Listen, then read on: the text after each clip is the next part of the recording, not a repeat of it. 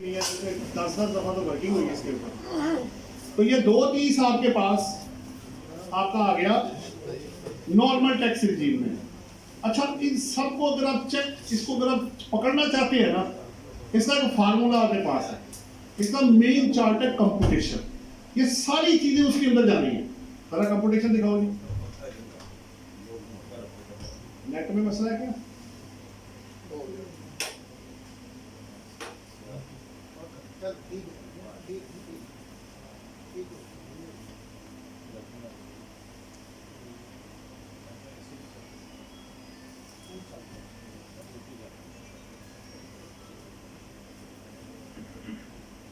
अपने ऊपर ही तजर्बा करके आपके लिए रिटर्न लेकर आए हैं।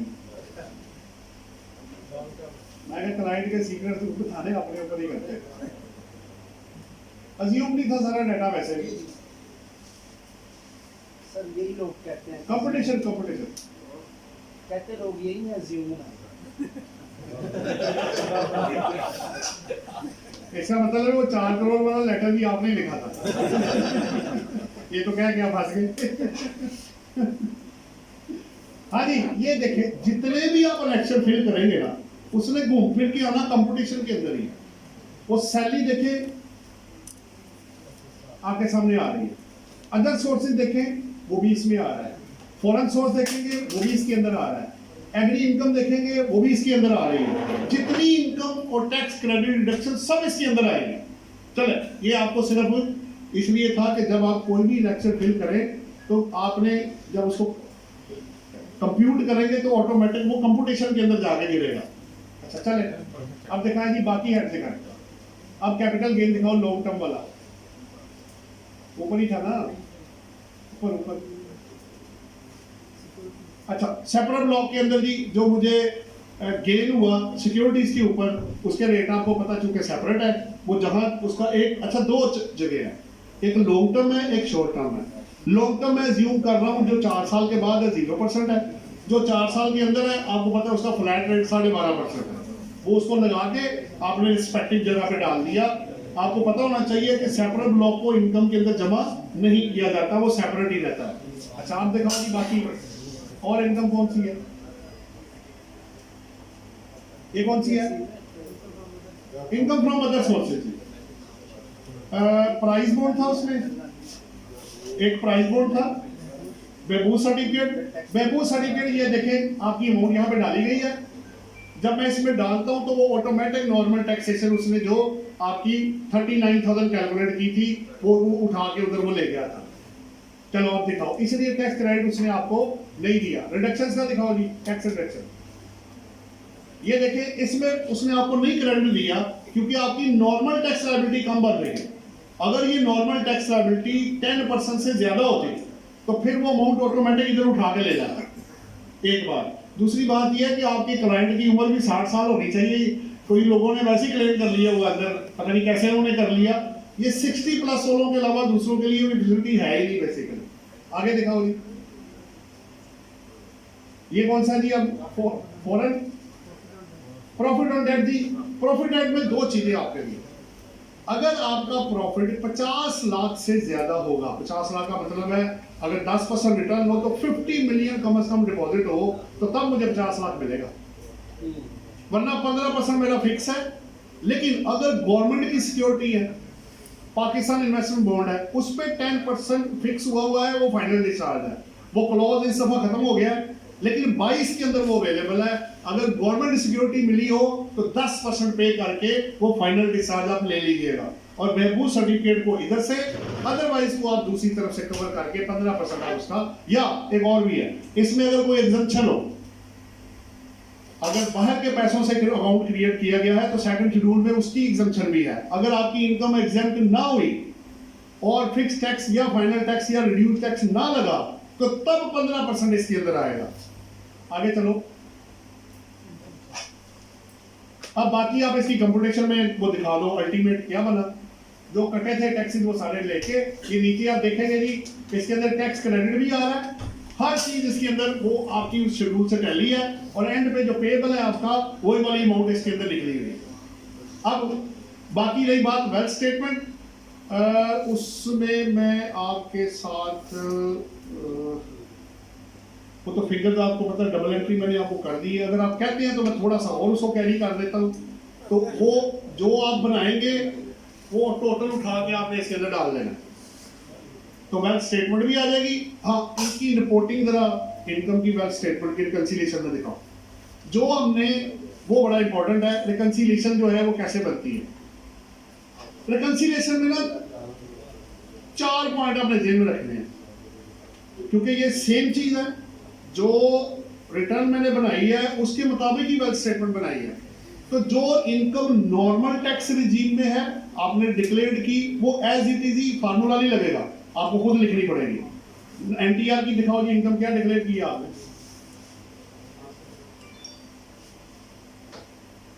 ये सैलरी देखें आप, नहीं आपने एक चार्ट बनाया हुआ ना, बोला मैंने कंसीलिएशन वाला, हमने एक चार्ट बनाया जी, इसके अंदर ही था ना, एंड पे जाके इसके अंदर है, ये देख, ये रिकंसिलिएशन का एक चार्ट है। एनटीआर की इनकम अलग, उसके हमने ब्रेकअप बना के टोटल कर लिया। एग्जेम्प्ट इनकम का अलग, उसका टोटल कर लिया। एफटीआर का अलग, उसका टोटल कर लिया। ये हेडवाइज हमने सारा बना के यहां से उठा के ट्रांसफर कर दिया उसको हमने आपकी रिकंसिलिएशन के अंदर। तो जो जो इनकम जहां जहां से आई है वो वही वही उठा के मैंने रिपोर्ट कर दी।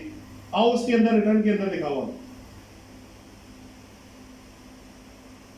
ये आपका एनटीआर वाला, ये आपका एग्जेम्प्ट वाला, ये आपका फाइनल डिस्चार्ज वाला।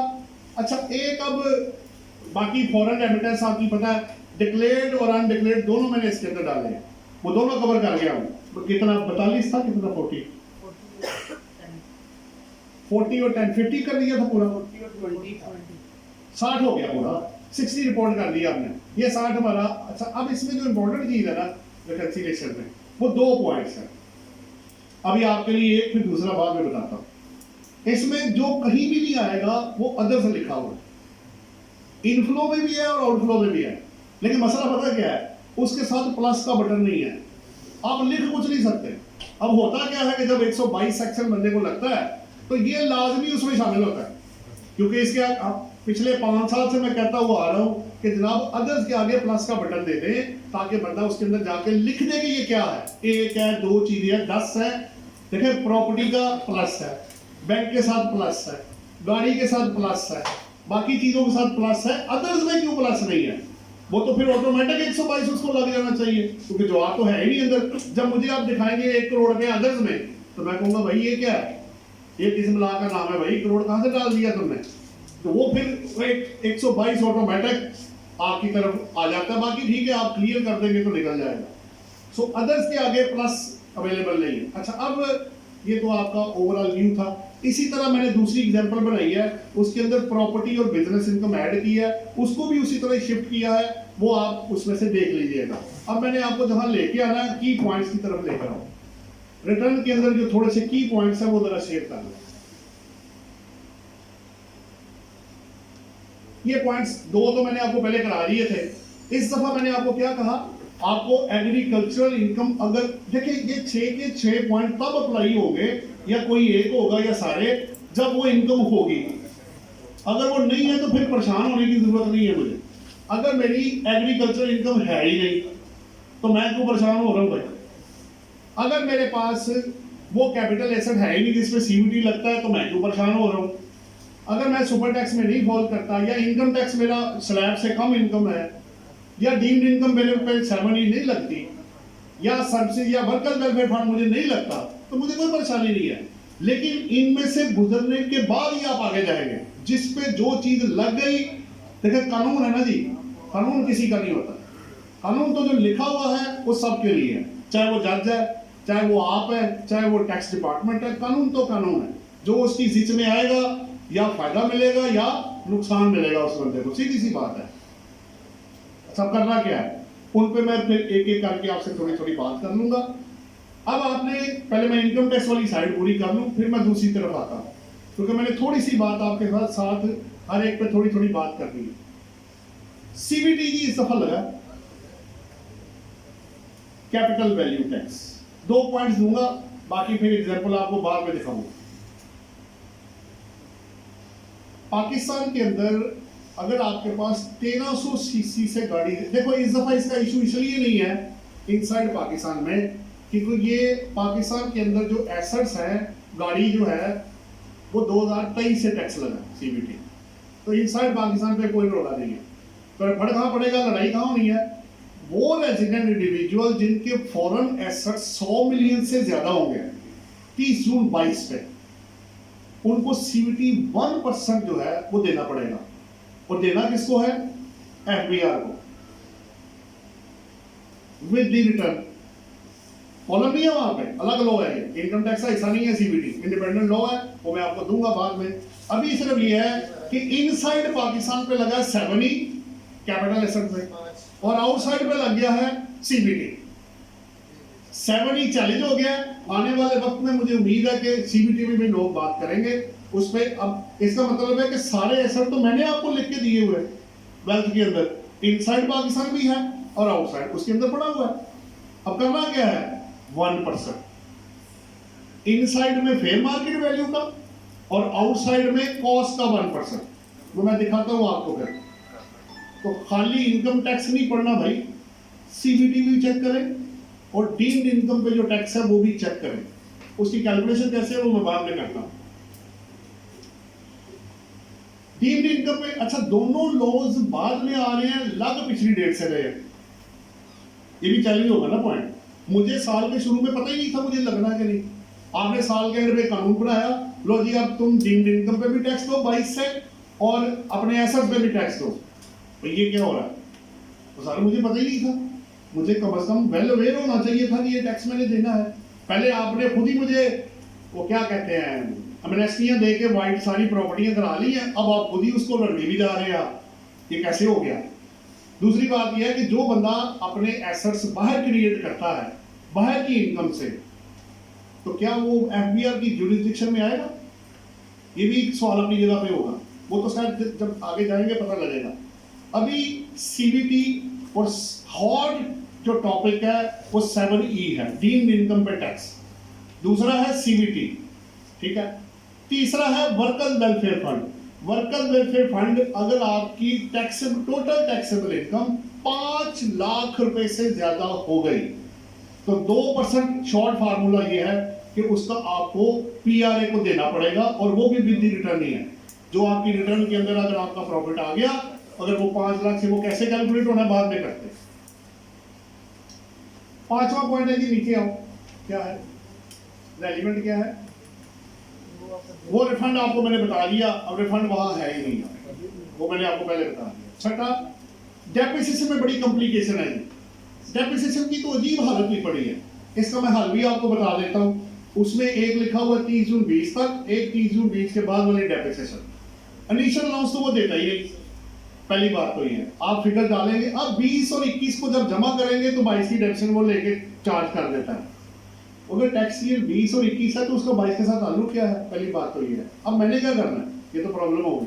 अगर आपको किसी भी टैक्स के फॉर्म में कोई प्रॉब्लम हो और वो लॉ के मुताबिक ना हो, तो 2 चीजें आपके पास है। इस पर जजमेंट आई हुई है कि कोई भी चीज अगर लॉ के अगेंस्ट होगी तो प्रिवेल लॉ ही करेगा, वो फॉर्म वो रूल या रेगुलेशन प्रिवेल नहीं करेगा। अब मुझे क्या करना है, मुझे टैक्स एफिशिएंसी शेड्यूल अपना बनाना है, जो लास्ट ईयर WDD हुई थी, एडिशन डिलीशन करके मुझे कैलकुलेट करना है। और मैं क्या करूंगा, इसमें एक अदर अलाउएबल डिडक्शंस का एक रॉ बनी हुई है, वहां जाके मैं वो अमाउंट डालूंगा और अपनी इनकम वो कैलकुलेट करूंगा जो लॉ के मुताबिक है, और साथ एक लेटर मार्क करूंगा क्योंकि जनाब रिटर्न के अंदर ये मिस्टेक आ रही है, ये मेरी इनकम सही कैलकुलेट नहीं कर रहा, कभी वो ज्यादा कर देता है कभी वो कम कर देता है। तो मैंने वो टैक्स देना है जो मुझे लॉ कहेगा। कल को कोर्ट कहेगा ना जनाब आपने तो कैलकुलेशन जनाब ये तो आपने लॉ के मुताबिक नहीं की, मैंने कहना सर इन्होंने नहीं की, मैंने तो की है। मैंने उसका लेटर अपने नेक्सर के साथ अटैच भी किया है और आपको मार्क भी कर दिया कमिश्नर को कि जनाब लॉ के मुताबिक मेरा ये टैक्स बनता है। If I will discharge my actual tax liability, आपको दुनिया को कोई कोर्ट पकड़ नहीं सकता क्योंकि आपने अपनी लायबिलिटी डिस्चार्ज कर दी हुई है। So prepare your own competition. If there is an error in the return, आप उसको इग्नोर करके, लेकिन ये ना हो कि गलत आप हो और एडजस्टमेंट दूसरी तरफ करना शुरू कर दें। पहले अपनी चीज को वेट कर लें, अगर आप सही कह रहे हैं और रिटर्न कैलकुलेट सही नहीं कर रही, चाहे वो डेप्रिसिएशन है, चाहे वो आपका अपोर्शनमेंट ऑफ एक्सपेंडिचर है, कहीं आपको कोई मसला नजर आता है तो आप अपना अदर्स में जाकर एडजस्ट करके तो अपना एक्चुअल टैक्स जो है, एक वक्त पता क्या था, कंपनी की जब हम रिटर्न फाइल करते थे ना तो फर्नीचर पे भी इनिशियल लॉस मिलता था, रिटर्न लॉ करती थी खुद, जबकि फर्नीचर एलिजिबल डेप्रिसिएशन एसेट में आता ही नहीं, उसमें मिलती नहीं इनिशियल लॉस। तो फिर हम क्या करते थे, जितना वो एक्सेस करता था उतना हम जाके माइनस कर देते थे। पहले तो माइनस हुआ ज्यादा, हम फिर ऐड कर देते थे अदर इनकम के तौर पे और लेटर एक मार्क कर देते थे, जनाब चूंकि इसने ज्यादा प्रॉफिट कम कर दिया तो ये हम उतनी एडजस्टमेंट हमने वहां कर दी है ताकि मेरी लायबिलिटी पूरी हो जाए, मेरी जान छोड़ जाए। नेक्स्ट क्या देखो, कैपिटल लॉस दी एक और, आप 2 पॉइंट्स है इस वक्त। कैपिटल लॉस अगर आपका ड्यूरिंग द ईयर आया या ब्रॉड फॉरवर्ड आया, उसकी एडजस्टमेंट की जगह ही कोई नहीं है। देखिए ढूंढे रिटर्न में है ही कोई नहीं। जब आप सैलरी में जाके अदर इनकम एंटर करेंगे वहां एक्सपेंसेस की जगह ही कोई नहीं है, तब मैं क्या करूं, तो जो इनकम आई है मैं उसको नेट करके वहां मेंशन कर दूं ताकि मेरा फिर वही बात है, मेरा एक्चुअल टैक्स जो है वो जमा हो जाए। तो कुछ चीजें आपको क्या कहते हैं, बड़ा टेक्निकली उसको एडजस्ट करना पड़ेगा। आगे देखो जी, आगे देखिए अब 11 में आओ।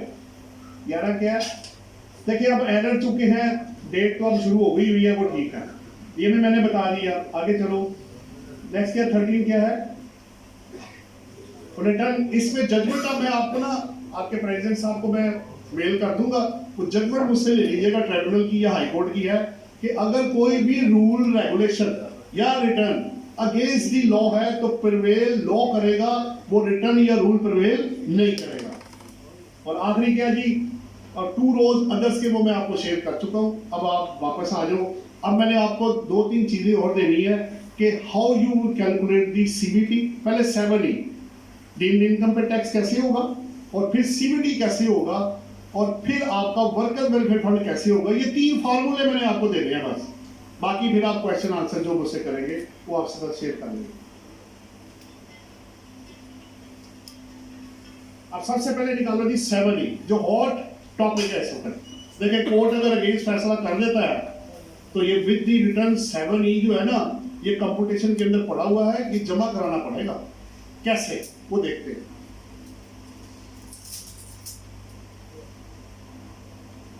पहले पीछे आओ, इसका मटीरियल तो दिखाओ ना, इस तरह तो इनके ऊपर से निकल जाएगा भाई। देखिए बात क्या हो रही है, मैं लंबी चौड़ी कहानी नहीं आपको सुनाऊंगा क्योंकि हमने उसको शॉर्ट करके क्रक्स निकाल लिया हुआ। पहला पॉइंट क्या है, अगर आप रेजिडेंट पर्सन हैं पाकिस्तान में 30 से 22 में, नंबर 1, तो आपके कैपिटल एसेट जो पाकिस्तान के अंदर होंगे उसके ऊपर उसकी फेयर मार्केट वैल्यू पे बताता हूं मसलन। लेकिन कुछ चीजों को निकाल के, किन किन चीजों को मैंने निकालना है और किन किन चीजों पे लगना है, जिसको निकालना है पहले वो देख ले। दिखाओ जी कौन कौन से निकलने हैं। ये लिस्ट है जी आपके सामने, ये कट गया ऊपर से भाई, ऐसे दिखाओ। चलो पहला क्या है, एक वो प्रॉपर्टी, एक ओन्ड आपकी प्रॉपर्टी। अगर मेरे पास 2 हैं तो जो ज्यादा वाला वो मैं निकाल दूंगा। एक सेल्फ ओन्ड प्रॉपर्टी।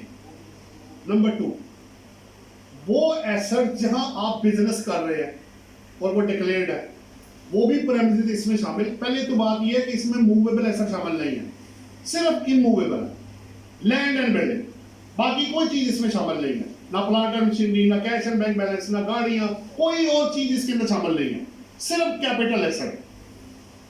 अगर आपको याद हो तो 70 सेक्शन के अंदर कैपिटल एसेट की डेफिनेशन भी अवेलेबल है, जो रेफर करता है कि कैपिटल एसेट में किसको लिया जाता है, तो एग्जैक्टली वही डेफिनेशन है। अच्छा अब 2 गया, प्लस उस साल में आप एटीएल की लिस्ट में किसी वक्त में भी हो तो वो बिजनेस की प्रॉपर्टी वहां से, मसलन बैंकों की ब्रांचें होती हैं, 100 ब्रांचेज है, अगर सारी ब्रांचेस की फैक्ट जो प्रेमिसेस है ओन्ड बाय द बैंक है, सब माइनस हो जाएगा, निकल जाएगा वो यहां से। यानी जहां आप बिजनेस करें वो ओन्ड और डिक्लेयर्ड हो और एटीएल लिस्ट में नाम हो, आप निकल गए, वो प्रॉपर्टी भी गई इसमें से। तीसरा, अगर आप वो प्रॉपर्टी जिसपे आप कल्टीवेशन करके एग्री इनकम अर्न कर रहे हैं, वो भी गया। लेकिन अगर फार्म हाउस है या अदरवाइज है, वो शामिल होगा। कब, वो मैं बाद में बताऊंगा। ये मैं वो बता रहा हूं जिन पे 7E डीम्ड इनकम कैलकुलेट नहीं होना, ये एक्सक्लूजन है सारी। चौथा, वो एसेट जो आपको पता है रिटायर्ड बंदों को या गवर्नमेंट सर्वेंट को दिए जाते हैं at the time of retirement, अब बड़ा कर लो साइज इसका, वो भी इसमें से निकल जाएगा। ई, अगर वो प्रॉपर्टी आप जिसपे आप रेंटल इनकम अर्न कर रहे हो, प्लाजा रेंट पे दे दिया, ऑफिस रेंट पे दे दिया, घर रेंट पे दे दिया, तो वो उधर ही रहेगा एफबीआर के पास, वो कैपिटल एसेट 7E पर्पस के लिए ऐड नहीं किया जाएगा। नेक्स्ट, जो एसेट आप ड्यूरिंग द ईयर अक्वायर करेंगे और 236K का टैक्स परचेज का 1% आप पे करके आएंगे, वो भी निकल जाएगा। इसके अलावा अगर आपके पास कोई प्रॉपर्टी या प्रॉपर्टीज बचे आपके पास, गवर्नमेंट वाले आगे बाहर है, जो स्टॉक एंड ट्रेड है वो भी बाहर है, इसके अलावा जितनी प्रॉपर्टी है उनको जमा किया जाएगा। अगर वैल्यू 25 मिलियन से एक्सीड कर गए तो फिर आपको 7E का जो टैक्स है वो लगाया जाए। अब लगेगा कैसे? वो मेरे कैपिटल एसेट जो पाकिस्तान के अंदर हो, उसकी फेयर मार्केट वैल्यू का लिया जाएगा 5%, डीम्ड इनकम निकलेगी। 5% का लिया जाएगा 20% टैक्स, और 5 का 20% आएगा 1। अगर आप इसको फेयर मार्केट वैल्यू से अटैच कर दें तो फेयर मार्केट वैल्यू का 1%। अब दिखाओ एग्जांपल, ये देखो, कुछ मैंने प्रॉपर्टीज ली, मैंने 2 एग्जांपल बनाई। एक एग्जांपल एक ही है, सिचुएशन 2 बना दें। अगर एक बंदे के पास पहली 3 प्रॉपर्टीज आउटसाइड पाकिस्तान है, अगली 2 प्रॉपर्टीज इनसाइड पाकिस्तान है, लेकिन ये वो नहीं है जो एक्सक्लूजन में है, क्योंकि अगर एक्सक्लूजन है तो फिर लड़ाई किस बात की है? ये जरूरी नहीं कि हर बंदे को ये लगेगा, जिसको लगेगा एक्सक्लूजन को माइनस करने के बाद लगेगा। पहली बात तो ये है। अच्छा जी, 3 प्रॉपर्टियां तो वैसे निकल गई, क्योंकि ये एसेट कौन से हैं? इनसाइड पाकिस्तान अगर होंगे तो 2 एसेट मेरे बाकी बचे। पाकिस्तान में नॉन एग्री लैंड है और हाउस है DHA पाकिस्तान। मैंने अज्यूम किया है कि एक्सक्लूजन को माइनस करने के बाद ये 2 बच गए। आगे मैंने कॉस्ट लिखी हुई है और अगले कॉलम में फेयर मार्केट वैल्यू है, तो फेयर मार्केट वैल्यू को मैंने जमा करना है अगले पेपर पे। अगले दिखाओ, अब चूंकि जमा करके 25 मिलियन से ज्यादा है, 70 और 40 जमा हुआ, एक 10 का मैंने लिया 5%, और 5% का 20 लेके तो आप देखें 11 लाख रुपए टैक्स बनेगा 7E के अंदर इन 2 प्रॉपर्टीज के ऊपर। अच्छा, अब CBT दिखाओ।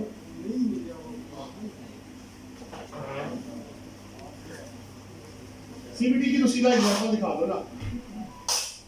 CBT में 4 पॉइंट है जी, मैं देख के CBT भी क्लोज कर रहा हूं, सिर्फ 4 पॉइंट दिखाओ। CBT का पिछला मटीरियल टेबल दिखाओ, ये फाइल बड़ा करो, आ जाएगा पूरा।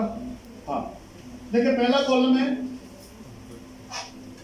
अभी हम ऐसे कर लेते हैं, जिनको लगाना वो ले लेते हैं ताकि बाकी चीजें क्लोज कर देते हैं। अब एग्जांपल पे चलिए, आगे ये देखो, इसको बढ़ा, ये जी 5 एसेट्स हैं, 3 गाड़ियां, 2 प्रॉपर्टी है, ठीक हो गया। अब गाड़ियों में ये, अब चूंकि गाड़ियों में लगा है 2023 से, 22 में ये एप्लीकेबल नहीं है, ठीक हो गया। तो इसलिए 22 में मुझे परेशान होने की जरूरत नहीं है। इनसाइड पाकिस्तान में अगर व्हीकल है तो 1300 सीसी से गाड़ी ज्यादा होगी तो उसकी वैल्यू का आपको 1% जो है फिर, अच्छा अब कॉस्ट कैसे निकालनी है, ये भी एक तरीका है। जो तो एसेट मेरे आउटसाइड पाकिस्तान है, उनके डॉलर मसलन मैंने एक अपार्टमेंट लिया साउथ अफ्रीका में आज से 5 साल पहले, $1 लाख का मैंने खरीद लिया। डॉलर उतने ही रहेंगे, रेट अपने 30 जून 22 का लगाना है, 230-40 जो रेट जो भी होगा, जो एप्लीकेबल रेट है 30 जून 22 के ऊपर, तो उस वैल्यू का अगर वो 100 मिलियन से ज्यादा एसेट आपके हो गए तो फिर आपको 1% उसका सीबीटीवी पे करना पड़ेगा इसी साल से। इसी साल से, ये जरा ध्यान में रखिएगा। 7E भी इसी साल से है और सीबीटीवी आउटसाइड पाकिस्तान के एसेट पे इसी साल से है। और ये दोनों चीजें मैं हाइड नहीं कर सकता क्योंकि 21 में मैं वेल्थ दे चुका हूं। अब मैं ये कहूँ वो नहीं है तो वो तो हो नहीं सकता भाई, वो तो चला गया थ्रू ऑनेस्टी, वेल्थ स्टेटमेंट जो भी है वो चला गया। तो ये दो चीजें आपने जेब में रखनी है। अब मैं आ रहा हूं सीधा वर्कर्स वेलफेयर फंड पे, वो मैं आपको बता देता हूं। आप अपनी टोटल इनकम निकालेंगे, अगर वो 5 लाख से ज्यादा हुई तो 2% आप टैक्स पे करेंगे। अब 5 लाख निकालना कैसे है?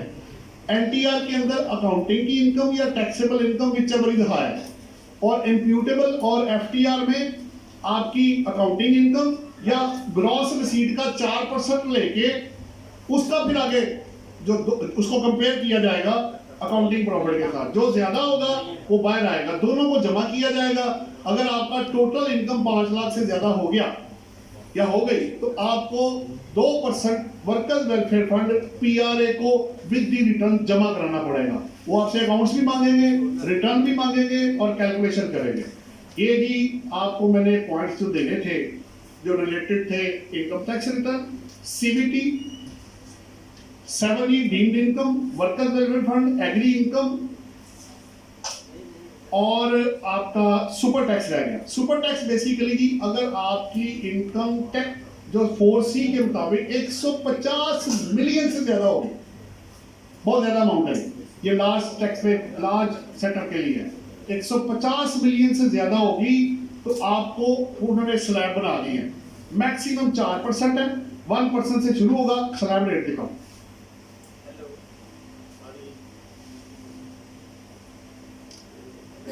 किसी के 4C निकाल के तो उसके रेट उसे खोल देना और वो दिखाओ तो क्लोज करें। 4C होगा ना इसके अंदर ही, बड़ा करो ना साइज, 4C पे जाके आओ तो उसके ऊपर रेट्स हो, बस ये है जी इस वक्त 4C। अगर 150 मिलियन तक है तो 0% है। 150 मिलियन प्रॉफिट की बात हो रही है। 150 मिलियन, 15 मिलियन नहीं 15 करोड़ है, 150 मिलियन है, बड़े सेक्टर के लिए होगा। 200 से अब 1% करते करते 300 मिलियन से ऊपर जाएंगे तो 4% है। और स्पेसिफाइड सेक्टर पे अगर वो 300 मिलियन से ज्यादा हुआ तो 10% है वन टाइम। वो अगला चार्ट दिखाओ, ये वो सेक्टर है 15। अगर इनमें प्रॉफिट इन लोगों का 300 मिलियन से ज्यादा हुआ तो रेट 4% नहीं होगा, वो 10% हो जाएगा। तो जरा ये कुछ चीजें थी जो इस वक्त इनकम टैक्स के अलावा भी आपने कंसीडर करनी है। इसको देखते हुए अपनी कैलकुलेशन कीजिएगा और चीजों को वेट करके तो फिर अपनी चीजों को आगे दीजिएगा। वरना आगे से अगर आपको ना पता लगा सीबीटी का, 7E का, सुपर टैक्स का, एग्री इनकम का, एग्री इनकम टैक्स का, तो वो तो फौरन ही नोटिस ऐसे आएगा कि जैसे बारिश हो रही होती है, जनाब ये आपने डिक्लेयर किया, ये आपका बनता है, लाइक पैसे दे। जवाब ही कोई नहीं मेरे पास, जो बनता है तो वो तो देना। फिर तो लॉ ने कहना है वो तो पूरे पाकिस्तान के लिए है। बहरहाल 7E के लिए ये है कि अभी चैलेंज हुआ है, उसका क्या फेट निकलता है, हमें उम्मीद बड़ी अच्छी है कि अच्छा रिजल्ट आएगा। बाकी क्या होता है वो जजेस का काम है, वो हमारा काम नहीं है। मैंने कोशिश कीजिए कि इसको समेट के आप तक चीजें पहुंचाऊं। अगर आपका कोई क्वेश्चन फिर भी मुझसे रहता है तो आप मुझसे अभी भी पूछ सकते हैं और बाद में भी मुझसे आप पूछ सकते हैं। इसके अंदर मेरे नंबर सारे दिए होते हैं। अभी तक के लिए अगर आपका कोई क्वेश्चन है तो मैं जनाब हाजिर हूँ आपके सामने, आप मुझसे क्वेश्चन कर सकते हैं। 150-153B वो जरा क्लियर है। 153B आप सर्विसेज की बात कर रहे हैं तो मिनिमम टैक्स है ना इस वक्त, उसकी जरा एंट्री कैसे करें? मैं सुने पहले आपने क्या करना है कि आप दो तरह का काम कर रहे हैं। 3 एग्जांपल बना लेते हैं। पहली, जैसे आप अपने आप को ले लेना, मैं भी उसी में आता हूँ, आप भी उसी में आते हैं। फर्ज कर ले एक बंदा वो है जो सर्विसेज रेंडर करता है और उसका कोई भी क्लाइंट विद होल्डिंग एजेंट नहीं है, यानी सारे पैसे उसको ग्रॉस आ रहे हैं। तो मैं अपना प्रॉफिट एंड लॉस अकाउंट बनाऊंगा, जो मेरा प्रॉफिट आएगा उसको टर्नओवर टैक्स से कंपेयर करूंगा। अगर मेरा 100 मिलियन से ज्यादा होता है, सर्विसेज में आपको पता है इतना ज्यादा होता नहीं, तो आपको नॉर्मल टैक्स पे करना है। जो भी प्रॉफिट होगा वो आपको जमा करवाना है, अगर कोई मिनिमम अदरवाइज ना आया तो। नंबर 1। नंबर 2 मैं बनाने लगा हूं, अब आपने उन लोगों को सर्विसेज दी जो सारे कॉर्पोरेट सेक्टर है, सारे 10% काट के आपको दे रहे हैं, टैक्स कट रहा है आपका। अब क्या होगा, फिर आप प्रॉफिट एंड लॉस अकाउंट बनाएंगे, प्रॉफिट के ऊपर टैक्स या 10% tax, whichever is higher. मसलन मेरा कटा 2 लाख रुपए, अज्यूम कर लेते हैं। और किधर के जो कह रहे थे अज्यूम तो ऐसे नहीं किया जाता होता ही यही है, ये अज्यूम कर रहे हैं। मेरा 2 लाख रुपए टैक्स कट गया, मेरा प्रॉफिट के ऊपर टैक्स बनता है 3 लाख रुपए, तो हायर कौन सा है, 3 लाख रुपए।